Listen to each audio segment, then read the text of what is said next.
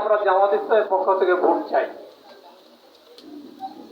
আমি 3টা পয়েন্টে আপনাদের কাছে ভোট চাবো। তার আগে আপনাদের কাছে আমার জিজ্ঞাসা, জামাতের নেতৃবৃন্দ সৎ না অসৎ? সৎ না অসৎ? তাহলে সৎ যদি হয় তাহলে ভোট পাওয়ার অধিকার কার?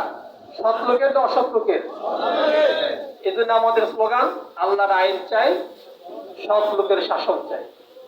জামাতের নেতৃবৃন্দ যে সৎ, এটা কিন্তু আমরা বলি না, এটা জনগণ বলে। কিভাবে? দেখবেন কোন সরকারি অফিসে কোন লোক যদি ঘুষ না খায়, ঘুষ দিয়ে কাজ বের করতে না পারে, তখন ওই লোকটা বাইরে এসে বলে নিশ্চয় এটা জামাতের লোক,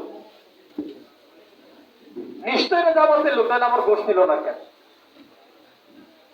কোন ওসি এসসি এবং ডিসি যদি সৎ হয়, আমসাম না করে, তার ব্যাপারে দেখবেন এসে বলবো যে সরকার টাঙ্গাইল জেলাতে জামাতে এসপি দিচ্ছে। কেন? সে অন্যদের মতো নয় ছয় করে না। সচিবালয়ের কোন সচিবকে যদি আপনি ঘুষ দিতে না পারেন, তার ব্যাপারে বলবো যে এত সচিবের মধ্যে নিশ্চয় এটা জামাতের কান্দার ঘুষ দেওয়া যায় না। একথা বলে কারা বলে? সাধারণ জনগণ। তাহলে প্রমাণ হলো জামাত যাদেরকে তৈরি করেছে তারা হলো সৎ। তাহলে সবগুলি লোকগুলি যদি দেশে শাসন ক্ষমতা পায়, দেশটা ভালো চলবে না মন্দ চলবে? তাহলে জামাতের অধিকার আছে, যেহেতু তারা সৎ লোক তৈরি করে, অতএব ভোট পাওয়া জামাতের নৈতিক অধিকার। সেজন্য আপনাদের কাছে জামাতের পক্ষ থেকে দাঁড়িপাল্লা প্রতীকে আমি ভোট চাচ্ছি। ভোট চাওয়ার আমার 2 নম্বর দাবি হচ্ছে, 2 নম্বর যুক্তি হচ্ছে, একটা কথা আছে, কিছু পাইতে চাইলে কিছু দিতে হয়। কথাটা আছে না? কিছু পাইতে হলে কিছু দিতে হয়। জামাত কি কখনো ক্ষমতায় ছিল? এই 54 বছরে ছিল না। আচ্ছা, ইসলামী ব্যাংক কারা প্রতিষ্ঠা করেছে? কারা? ইবনে সিনা হাসপাতাল কারা করেছে? ইবনে সিনা ফার্মাসিউটিক্যালস কারা করেছে? এরকম অসংখ্য বিশ্ববিদ্যালয়, শত শত স্কুল এবং মাদ্রাসা, বিশেষ করে এই যে সরকারি আলিয়া মাদ্রাসাগুলো এমপিওভুক্ত, ছাত্র নাই, পড়ালেখা হয় না, অথচ এই সব মাদ্রাসাতে যে বই পড়ানো হয়, এই বই দিয়েই ক্যাডেট মাদ্রাসা খোলা হয়েছে। এটা প্রথম খুলেছে জামাত ইসলাম। সেই ক্যাডেট মাদ্রাসায় গিয়ে দেখেন হাজার হাজার টাকা বেতন দিয়ে পড়তেছে, আর আলিয়া মাদ্রাসাগুলিতে ছাত্র নাই, অথচ একই বই কিন্তু। তাহলে ক্যাডেট মাদ্রাসার প্রবর্তক হচ্ছে জামাত ইসলামী। এদেশের মানুষকে সুদ থেকে মুক্ত রাখার জন্য সুদ বিন ইসলামী ব্যাংক তৈরি করেছে জামাত ইসলামী। মানুষকে সাশ্রয় চিকিৎসা দেওয়ার জন্য সেরা হাসপাতাল ইবনে সিনা করেছে জামাত ইসলামী। কম দামে ওষুধ বিক্রি করার জন্য ইবনে সিনা ফার্মাসিউটিক্যালস তৈরি করেছে জামাত ইসলামী।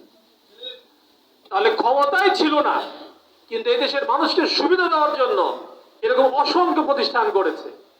কিন্তু যারা ক্ষমতায় ছিল, দেখেন তো তারা সুদমুক্ত কোনো ব্যাংক করতে পারছে কিনা? যারা ক্ষমতায় ছিল, দেখেন তো কোনো নামকর বিশ্ববিদ্যালয় করতে পারছে কিনা?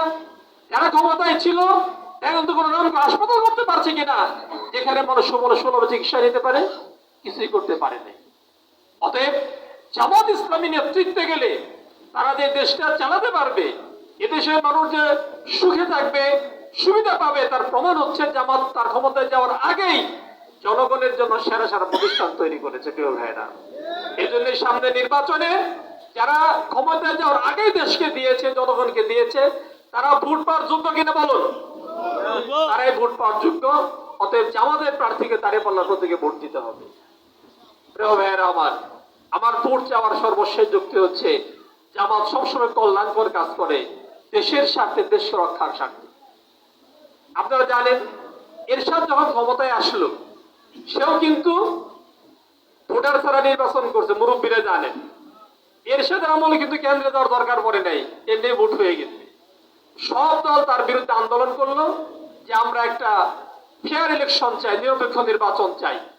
কিন্তু সেই নির্বাচন কিভাবে হবে কোনো ফর্মুলা কেউ দিতে পারলো না। ঠিক সেই মুহূর্তে জামাতের আমির একেবারে দেব দুধের মতো এসে বললেন, আমার কাছে ফর্মুলা আছে। কি সেটা? কেয়ারটেকার ফর্মুলা, কেয়ারটেকার সরকার। অর্থাৎ নির্দলীয় নিরপেক্ষ সরকারের অধীনে নির্বাচন হতে হবে এবং সেই নির্দলীয় সরকার 3 মাসের জন্য আসবেন। সেই নির্দলীয় সরকারের যিনি প্রধান হবেন তিনি হবেন সুপ্রিম কোর্টের অবসরপ্রাপ্ত বিচারপতি। ফর্মুলা দিয়ে দিলেন জামাতের আমির অধ্যাপক গোলাম আজম, ঘোষণা করলেন ভারপ্রাপ্ত আমির আব্বাস আলী খান। সবাই রুখে নিল। বিএনপি আওয়ামী লীগ তাতে ভাবতেই পারে নাই, এটা তো স্বপ্নে দেখলো। সবাই এটাকে রুফি নিয়ে এর সাথে বিরুদ্ধে আন্দোলন করলো এবং 91-তে নির্বাচন হলো কেয়ারটেকার সরকারের অধীনে। বাংলাদেশের ইতিহাসে 91-তে নিরপেক্ষ নির্বাচন হয়েছে, এই 54 বছর ইতিহাসে তো নিরপেক্ষ নির্বাচন আর দ্বিতীয়টা হয় নাই।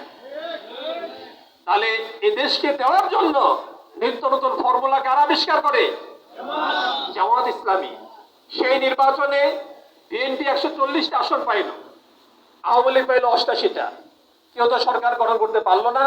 জামাত পাইল 18টা। আওয়ামী লীগ বিএনপি সবাই জামাতের কাছে এসে তেল দেওয়া শুরু করলো। জামাত দেশের স্বার্থে ইসলামের স্বার্থে বিবেচনা নিয়ে সম্পূর্ণ বিনা স্বার্থে বিএনপিকে সরকার গঠনে সহায়তা করলো। দুঃখের বিষয়, সরকার গঠন করার পর জামাত যখন বলল কেয়ারটেকার ফর্মুলা যেহেতু আপনি ক্ষমতায় এসেছেন, এই ফর্মুলাকে সংবিধানে সংযুক্ত করুন, সেদিন বিএনপি সেটা অস্বীকার করলো। আমাদের বাংলাদেশে বলে যে বর্ষা এলে পরা ঘুরে লাগে না, কলা গাছে ঘুরে লাগে না, ব্যবসা গেলে কি করে ওটা গেলে আথি দিয়া। তাহলে যে কেয়ারটেকার সরকার ফর্মুলা তারা ক্ষমতায় আসলো, তারা ক্ষমতাকে স্থায়ী করার জন্য তারা সেটাকে মানতে অস্বীকার করলো, তারা সেটাকে মানতে চাইলেন না। জামাত সংসদ থেকে ওয়াকআউট করলো, বেরিয়ে গেল, কেয়ারটেকার ফর্মুলাকে সংযুক্ত সংবিধানে যুক্ত করার জন্য আন্দোলন করলো এবং সেই জামাতের সাথে আওয়ামী লীগ গিয়েও যুক্ত হলো যে সামনে নির্বাচন নিরপেক্ষ সরকারের অধীনেই হতে হবে। বিএনপি নাকে খত দিয়ে রাত 2টা পর্যন্ত পার্লামেন্ট চালিয়ে অবশেষে মানতে বাধ্য হয় কেয়ারটেকার ফর্মুলাকে সংবিধান তার সংযুক্ত করে। তাহলে নতুন ফর্মুলা কে দেয়? জামাত দেয় এবং সেই ফর্মুলাতে 96-তে এবং 2001-এ নির্বাচন হয়েছে। প্রিয় ভাইয়েরা আমার, কাজেই দেশকে রক্ষা করার জন্য জামাতের কাছে নতুন নতুন ফর্মুলা আছে। জামাত এই জন্য এবার আরেকটা ফর্মুলা নিয়ে আসছে, এবারে নির্বাচন হতে হবে পিআর সিস্টেমে। আমরা একটা কথা বলি, আমরা যাকে ভোট দেই পাস করলে বলি ভোটটা আমার কাজে লাগছে, ফেল করলে ভোটটা ফালানি গেছে, তাই বলি না? পিআর পদ্ধতি নির্বাচন হলে পরে কোনো ভোট ফালানি যাবে না। অর্থাৎ যারাই নির্বাচন করবে তাদেরই প্রতিনিধি 1-2 জন করে হলো সংসদে থাকবে, সকলের ভোটের মূল্যায়ন হবে, ভোট আর ফালানো যাবে না। এবং এই পদ্ধতিতে নির্বাচন হলে কেউ আর স্বৈরাচার হতে পারবে না। এই জন্য জামাতের দাবি হচ্ছে এবারে নির্বাচন হতে হবে পিআর পদ্ধতিতে।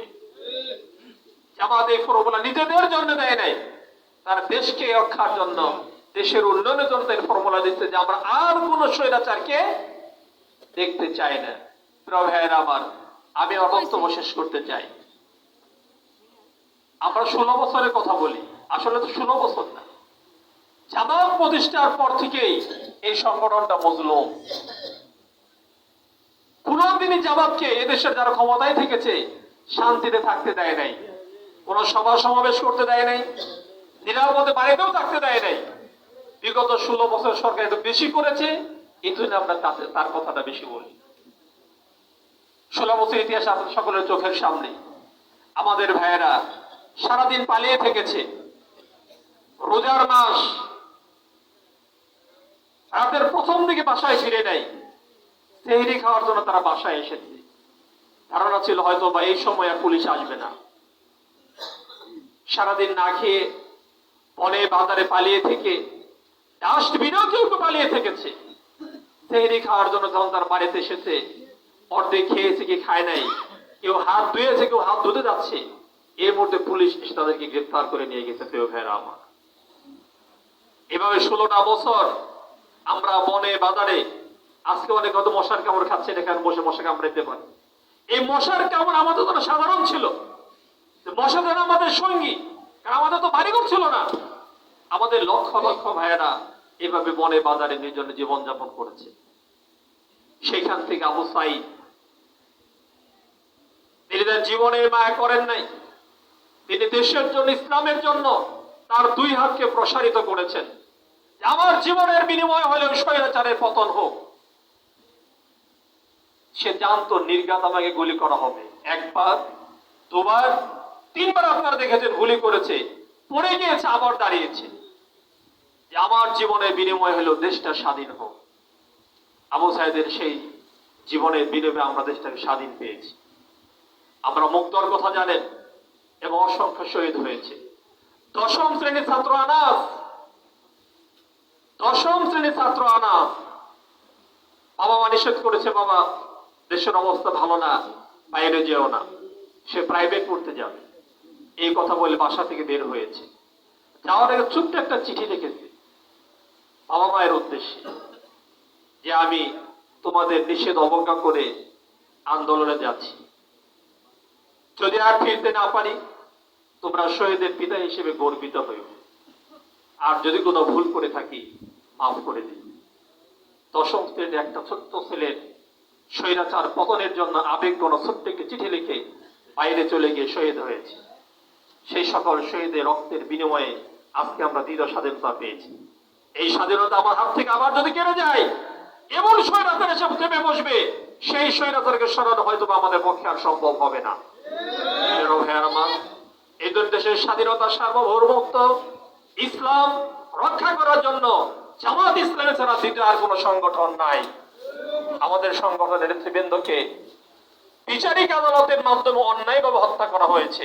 সারা পৃথিবী যাদের নামে 1 টাকা দুর্নীতি খুঁজে পায় নাই, এবং 54টা বছর যাদের ব্যাপারে কোন মানবতা বিরোধী মামলা হয় নাই, রাজাকারের মামলা হয় নাই, এই সরকার এসে অন্যায়ভাবে আমাদের নেতৃবৃন্দকে হত্যা করেছে। আমরা চোখ বুঝে সহ্য করেছি। সময় সুযোগ আসলে এদেশ ইসলাম প্রিয় মানুষটার জবাব দেবে ব্যালটের মাধ্যমে, এবং সেই সময়টা সামনে।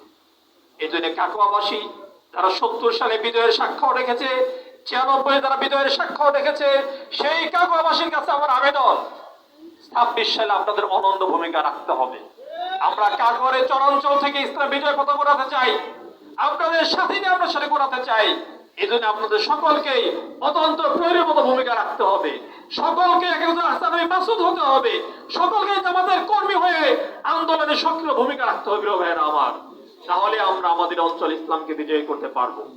আল্লাহ রাব্বুল আলামিন আমাদের সকলকে তৌফিক দিন, যে আমরা শুধুমাত্র ক্ষমতার জন্য নয়, আল্লাহর সন্তুষ্টি অর্জন করার জন্য। আল্লাহ কোরআনে বলেছেন, মা ইয়াশফা শাফাআতিন হাসানা ইয়াকুল্লাহু নাসিবুম মিনহা। কেউ যদি একজন সৎ লোককে তার ভোটটা দেয়, এবং সেই ভোট পাওয়ার কারণে সে যদি বিজয়ী হয়, বিজয়ী হওয়ার পরে সে যতগুলি সৎ কাজ করবে, এই সকল সৎ কাজের অর্ধেক সওয়াব ওই ভোটদাতা পাবে। ওমা ইয়াশফা শাফাআতিন সাইয়্যা ইয়াকুল্লাহু কিফলুম মিনহা। আর কেউ যদি অসৎ লোককে ভোট দেয়, সেই লোক নির্বাচিত হয়ে যত অসৎ কাজ করবে, সকল অসৎ কাজের অর্ধেক গুনাহ ওই ভোটদাতাকে পেতে হবে, কারণ সে যদি ভোট না দেয় সে লোক নির্বাচিত হতে পারতো না। সূরাতুন নিসা আল্লাহ তাআলার বক্তব্য। কাজেই কাগরবাসী সচেতন, আলেম ওলামাদের এলাকা, এবং তারা আল্লাহকে ভয় পায়, জাহান্নামকে তারা ভয় পায়। সেজন্য আল্লাহর এই সিদ্ধান্তের আলোকে, যে আমি একজন সৎ লোককে ভোট দিয়ে বিনা শ্রমে নেকি পাইতে চাই, অসৎ লোককে ভোট দেওয়ার গুনাহ কামাই করতে চাই না। আসুন কোরআনের বক্তব্যের সামনে রেখে আমরা সকলেই আল্লাহর দ্বীন কায়েমের ফরজিয়াত হাসিল করার জন্য দাঁড়িপাল্লা মার্কায় ভোট দেই। মহান আল্লাহ আমাদের কাকুয়া থেকে শুরু করে পুরো টাঙ্গাইল, সারা বাংলাদেশকেই দাঁড়িপাল্লা থেকে ভোট দেওয়ার তৌফিক দিন। মহান মাহমুদের কাছে তৌফিক কামনা করেই আমি আমার বক্তব্য শেষ করছি। ওমা তৌফিক ইল্লা বিল্লাহ। আসসালামু আলাইকুম ওয়া রাহমাতুল্লাহ।